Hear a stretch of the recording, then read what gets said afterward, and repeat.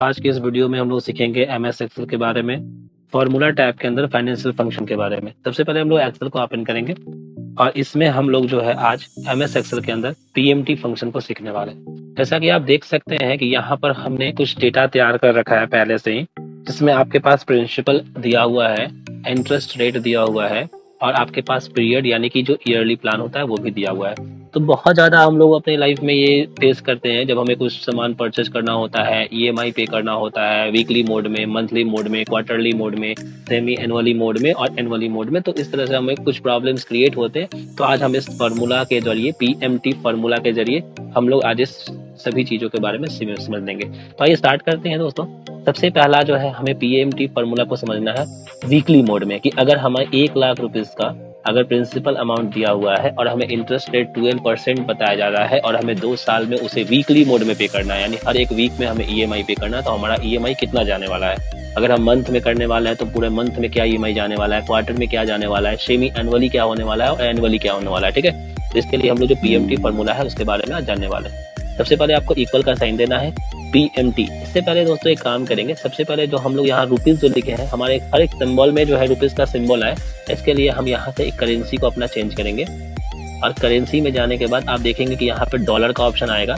तो आप इसे जो है पहले रुपीज में कन्वर्ट कर लेंगे, नहीं तो जो भी अमाउंट आप बनाएंगे वो सब आपका डॉलर में आएगा। ठीक है, तो इसे हमें डेसिमल प्लेस को 0 कर लेना है और यहाँ से या तो आप नन भी कर सकते हैं या फिर आप रुपीज में आकर के इसे हिंदी में भी कन्वर्ट कर सकते हैं। यहाँ से हमने इसे हिंदी कर लिया और ओके कर दिया। ठीक है, तो उसके बाद हम लोग सबसे पहला फार्मूला वीकली लगाने वाले हैं, इक्वल पीएमटी ब्रैकेट ओपन। इसमें जो सबसे पहला चीज आपसे पूछा है, आप देख सकते हैं यहाँ पे रेट पूछा है, तो रेट हमारे पास ये है, तो हम रेट पे क्लिक करेंगे।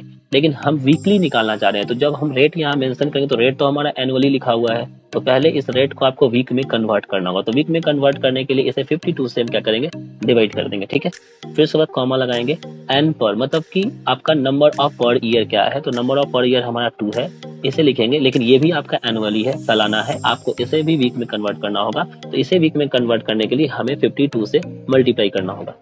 नेक्स्ट, पीवी मीन्स आपका जो प्रेजेंट वैल्यू है वो क्या है, अमाउंट क्या है आपका, सॉरी प्रिंसिपल क्या है, तो वो हमारा प्रिंसिपल यहाँ पे दिया हुआ है। इस प्रिंसिपल को क्लिक करेंगे और कॉमा दे देंगे। उसके बाद एफ भी जो है दोस्तों ये फंक्शन वैल्यू होता है, इसके बारे में मैं आगे वीडियो में आप लोगों के भी डिस्कस करूंगा। फिलहाल इसको मैं स्किप करूंगा, इसकी कोई यहाँ पे यूज नहीं है। तो हमें इसे स्किप करने के लिए एक कॉमा और देना होगा और इस तरीके से फिर हमसे टाइप पूछता है end of the period and beginning of the period. इसका मतलब क्या होता है दोस्तों, हम समझ लेते हैं कि जो हमारा एंड ऑफ द पीरियड होता है, इसमें हम लोग ये जानते हैं कि जस्ट हमारा जैसे ही लोन हमने कंप्लीट किया, जस्ट लोन कंप्लीट होने के 1 मंथ के बाद हमसे जो है ईएमआई हमारा डिडक्ट होना स्टार्ट होगा। लेकिन बिगिनिंग ऑफ द पीरियड का मतलब होता है कि जैसे ही हमने लोन अप्लाई किया, जस्ट हमारा उसी के जस्ट तुरंत करंट से ही हमारा लोन जो है अप्लीकेबल होना स्टार्ट हो जाएगा। तो इसमें हम लोग 0 मेंशन करेंगे और ब्रैकेट क्लोज करेंगे और इंटर कर देंगे।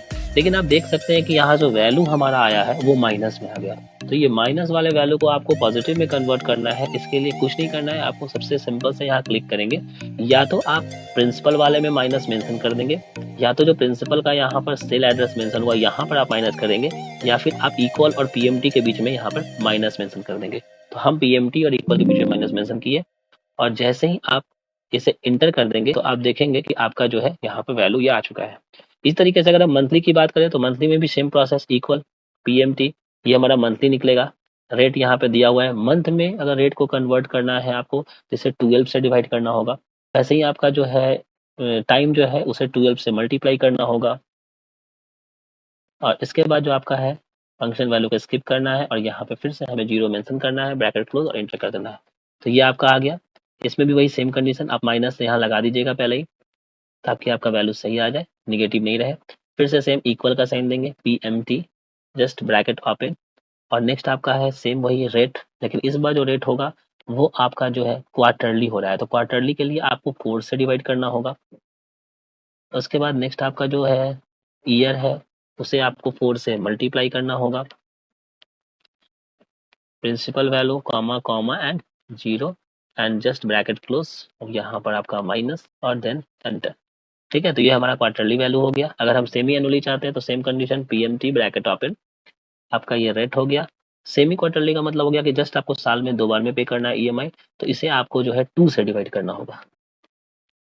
पीरियड में जाएंगे तो इसे आपको 2 से मल्टीप्लाई करना होगा और नेक्स्ट आपका जो फंक्शन हो गया उसके बाद just comma then comma, zero, bracket close, और फिर इसे भी आपको माइनस करना होगा, एंटर। ये हो गया आपका सेमी एनुअली। अगर आप एनुअली पे करना चाहते हैं तो इक्वल का साइन, सेम कंडीशन आपका पीएमटी, ब्रैकेट ओपन, अमाउंट। इसमें तो आपको कुछ नहीं करना है क्योंकि जस्ट आपका वैल्यू भी एनुअली दिया हुआ है और आप एनुअली पे भी कर रहे हैं, तो सिंपल वे में आपको उसी चीज को मेंशन करना है। कॉमा, आपका हो गया यहाँ से year, comma, value, just bracket close, और यहाँ पे आपका हो जाएगा ये माइनस, और जस्ट आपका एंटर। तो इस तरह से हम लोगों ने आज पीएमटी फंक्शन फार्मूला के बारे में जाना, किस तरह से हम लोग ईएमआई जो है मल्टीपल वे में पे करेंगे। इसके बाद जो नेक्स्ट वीडियो दोस्तों इसमें हम लोग आगे डिस्कस करेंगे। तब तक के लिए थैंक यू, जय हिंद।